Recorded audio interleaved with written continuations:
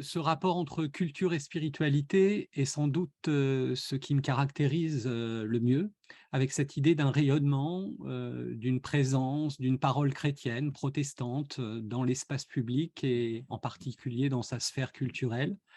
Et inversement aussi, quelque chose de très important pour moi, c'est d'essayer constamment de sensibiliser à la culture à l'intérieur de l'Église. Une sorte de va-et-vient constant et de différentes façons, depuis toujours d'ailleurs dans tout ce que j'ai fait. Un autre point important pour moi, préalable encore, c'est le fait que la plupart du temps, j'ai été appelé. En fait, je ne l'ai pas toujours réalisé sur le moment, mais au fur et à mesure, je me suis rendu compte que très souvent, on est venu me chercher et donc je n'aurais pas forcément imaginé que les choses se dessinent de la sorte. Et j'y vois personnellement la conduite de Dieu, bien sûr, et puis j'essaye autant que possible d'y être sensible et de le laisser diriger, ce qui n'est évidemment jamais très simple, parce qu'à chaque fois, il y a des choix à faire et puis des tas de choses qui entrent en ligne de prise de décision, là, donc voilà, jamais facile, mais important. Donc avant de parler de ce que je fais aujourd'hui, très vite, j'aimerais faire un retour sur mon itinéraire. Heu, Par rapport à la thématique, ça me semblait intéressant pour comprendre ma position aujourd'hui et puis donc cette, spécialisation dans le ministère, qui est le thème de notre, webinaire. Alors moi, je suis né en 1966, voilà déjà, dans une famille qui s'était convertie, juste quelques années avant ma naissance dans les Assemblées de Dieu, en Charente-Maritime, à Rochefort-sur-Mer, là où je suis né donc. Je suis le dernier d'une famille de 4 enfants avec un écart de 9 ans avec mon frère qui était juste au-dessus de moi. Mon père, plus tard, est devenu pasteur lui-même.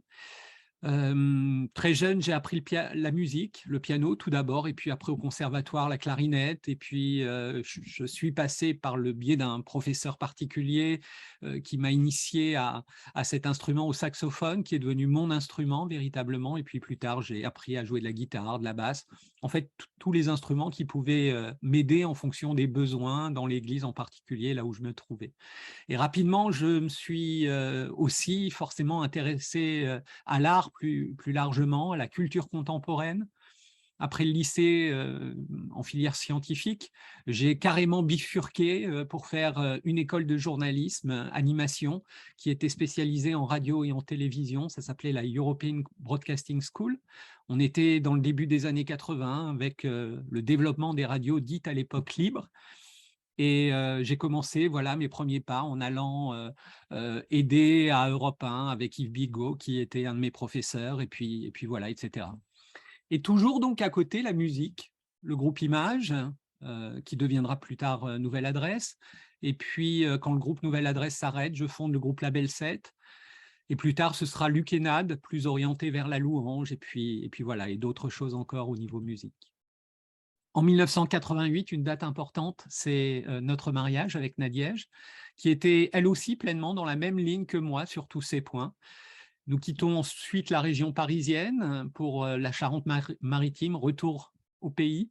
Et là-bas, l'engagement dans une église baptiste et alors des racines qui vont se former, je dirais, qui vont même s'enfouir dans cette fédération, au départ que nous découvrons et qui devient très rapidement notre famille d'église et c'est toujours le cas et voilà ça je dirais il y a une vraie histoire d'amour qui s'est développée en nous par rapport à cette fédération et voilà ça, ce qu'elle est, ce qui la compose, voilà je vais pas m'étendre sinon on n'aura pas le temps de continuer sur le reste mais c'est un point très important pour moi.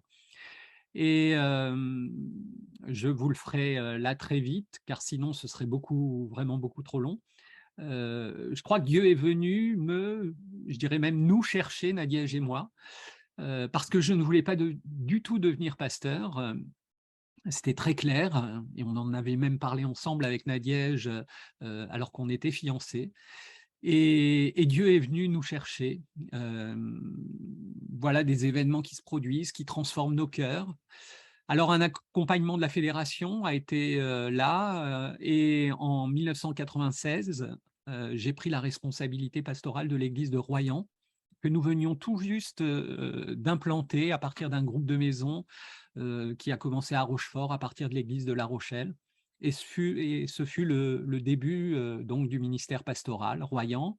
Ensuite, pendant une dizaine d'années, ensuite pendant 3 ans en région parisienne à Boulogne-Billancourt, et puis après, pendant une dizaine d'années à nouveau à Poitiers.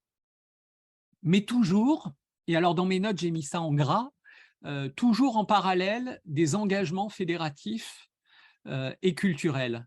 Ça, c'est une sorte de fil rouge dans tout mon ministère. Jamais seulement le fait d'être pasteur local, seul, mais d'autres choses autour. J'ai été très rapidement président de région, donc dans la région Centre-Ouest. Je suis devenu rédacteur en chef de Construire Ensemble. C'était André Taubois qui était venu me chercher à l'époque. Et puis, plus tard, ce fut Horizon évangélique. De la radio, notamment pas mal d'années avec une émission sur RCF National, et puis de la musique, des concerts, de la formation, ces 13 albums donc qu'évoquait Lula, diverses commissions à la Fédération baptiste, aussi à la Fédération protestante, et puis des représentations dans des associations diverses. L'écriture d'articles, de livres ensuite, dont cette biographie spirituelle d'Aretha Franklin. Et puis en 2012, une nouvelle page qui va s'ouvrir. Alors là, vraiment, c'est l'exemple même quand on est venu me chercher, une page qui va s'ouvrir avec le cinéma. On me demande d'intégrer les jurys écuméniques et ce sera tout de suite Cannes, et puis ensuite Berlin, et puis après Fribourg et d'autres plus petits. On va me demander, là aussi très rapidement, de prendre la responsabilité d'attaché de presse pour le Festival de Cannes, pour le jury écuménique. Et j'ai laissé la place d'ailleurs en 2021 pour devenir cette fois-ci président d'Interfilm France qui gère ses jurys pour la France. Et entre-temps, écrivant sur les films et le cinéma pour différents médias, j'ai obtenu ma carte de presse comme critique cinéma, ce qui continue à être une de mes occupations, je dirais quasiment chaque semaine.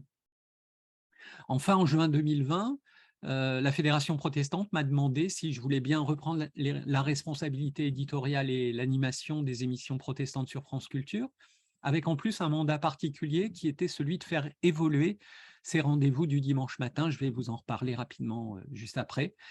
Un vrai et un défi extrêmement compliqué. Et j'ai dit oui. Une prise de fonction qui va se faire en 2 temps. Alors d'abord à mi-temps, puis depuis le printemps dernier, donc à plein temps, auquel s'est ajouté un mandat de représentation de la Fédération protestante dans la sphère culturelle, avec aussi le fait d'être membre du CA de Réforme, de Fréquence protestante, impliqué à Regard protestant également, membre aussi du CA au niveau européen de la WAC, qui est en quelque sorte l'association de la communication protestante donc en Europe. Quelques mots donc maintenant, donc là vous avez eu un petit peu le parcours, je voudrais vous proposer de vous faire découvrir maintenant ce travail actuel sur France Culture, des émissions qui sont intégrées en fait dans le service communication de la Fédération protestante. Il y a une émission chaque dimanche matin à 8h30 d'une demi-heure, et puis des rendez-vous exceptionnels à 9h cette fois-ci pour les fêtes, 3 en particulier, Noël, l'Ascension et la Toussaint. Nous avons aussi un direct d'1 heure chaque premier dimanche de septembre, il vient d'avoir lieu pour le culte de l'Assemblée du désert. Et puis enfin, les 6 émissions du Carême protestant le dimanche après-midi pendant les 6 semaines qui précèdent Pâques. Nous sommes liés par une convention avec France Culture dans leur mandat de représentation des principales religions, un petit peu comme ce qui est le cas pour France Télévisions.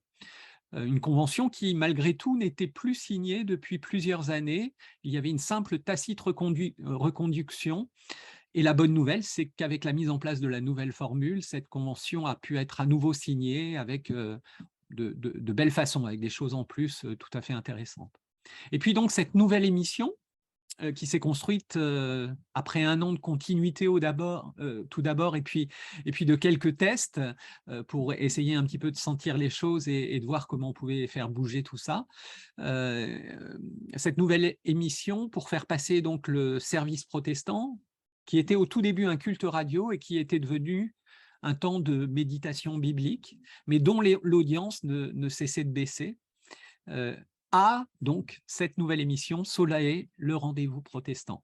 C'est un magazine pour proposer à l'ensemble des auditeurs de France Culture un regard protestant sur le monde, la société et la culture. C'est comme cela qu'on essaye de définir le projet éditorial de l'émission.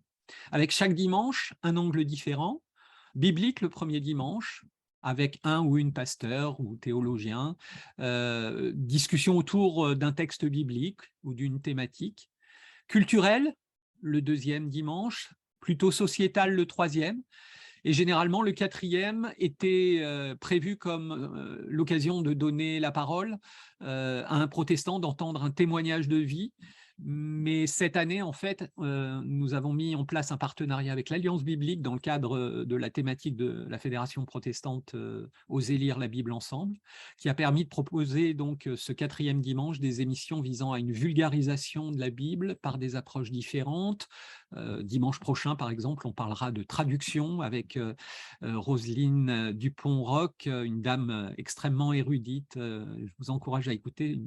Je l'ai enregistrée hier et je trouve que c'est vraiment une jolie émission. On a parlé d'archéologie, de Bible dans la littérature, de l'enseignement de la Bible, etc. Toutes ces émissions, d'ailleurs, peuvent être retrouvées en podcast ou sur le site de Radio France. Et puis, quand il y a un cinquième dimanche, on ouvre un dialogue entre un protestant et quelqu'un d'extérieur au protestantisme. À tout ça s'ajoute aussi un fil rouge chaque dimanche qui était très important pour nous, le rendez-vous avec la parole, l'occasion d'écouter un texte biblique avec des lectrices et des lecteurs qui enregistrent ces textes au préalable avec une petite mise en musique autour. Donc c'est quelque chose qui revient tous les dimanches. Et puis des chroniqueurs également, là différents, mais qui apportent toutes et tous une réflexion décalée autour généralement de la thématique de l'émission. Et enfin, pour terminer, juste dire vraiment ma joie d'être à ce poste aujourd'hui et puis d'avoir reçu cette bonne nouvelle au mois de juin du directeur des programmes de France Culture à travers d'un mail qui nous félicitait et qui annonçait que nous avions gagné plus de 100 000 auditeurs en un an. Nous sommes là, fin juin, à environ 213 000 auditeurs en moyenne et près de 20 000 podcasts aussi par émission et même des fois plus. Le défi maintenant étant forcément de garder ces auditeurs, hein, c'est quelque chose d'important à avoir en tête, de les fidéliser et puis d'essayer d'en gagner de nouveaux et puis donc forcément pour ça, sans cesse se renouveler. Mais ça, c'est un joli défi qui me plaît et dans lequel je me sens plutôt bien. Voilà.